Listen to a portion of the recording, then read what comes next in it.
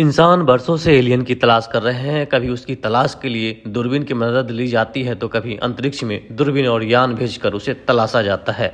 बहुत दिनों से धरती से रेडियो तरंगें भी भेजी जा रही हैं ताकि अंतरिक्ष में कोई इंसानों जैसी बस्ती हो तो उन्हें सुनकर उसका जवाब दे। मगर अब तक एलियन ने इंसान के किसी भी संदेश का जवाब नहीं दिया है। करीब 100 साल हो चुके जब से हम ब्रह्मांड में अपनी मौजूदगी के संदेश प्रसारित कर रहे हैं। दुनिया की पहली सबसे बड़ी घटना जिसका बड़े पैमाने पर टीवी पर प्रसारण हुआ था वो 1936 में बर्लिन में हुए ओलंपिक खेल में थे। इस दौरान पैदा हुई रेडियो तरंगे अब तक करोड़ों किलोमीटर का सफर तय कर चुकी होंगी। मशहूर सीरियल गेम ऑफ थ्रोन की रेडियो तरंगे अब तक हमारे सबसे करीबी सौर मंडल से भी आगे पहुंच चुकी है, मगर एलियन का जवाब अब तक नहीं आया। आखिर क्यों?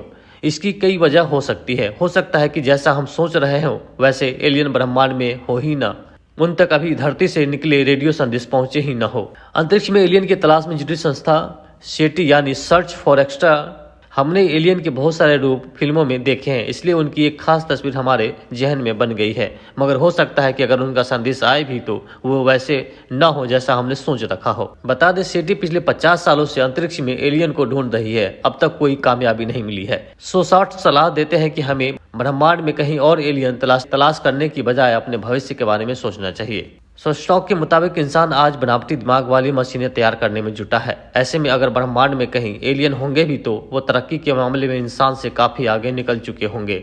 ऐसे में हो सकता है कि किसी और ग्रह के जीवों ने बनावटी बुद्धि का विकास किया हो। ऐसा भी हो सकता है कि ऐसी मशीनों ने आखिर में अपने बनाने वाले को ही खत्म कर दिया हो। अब जैसे इंसान ने ही जिस समय से पहला रोबोट बनाया है तब से उसमें काफी फेरबदल कर डाला है। आज रोबोट से एक से बढ़कर एक काम लिया जा रहा है। वो बुद्धिमानी के मामले में कई बार इंसानों से भी आगे निकल गए हैं।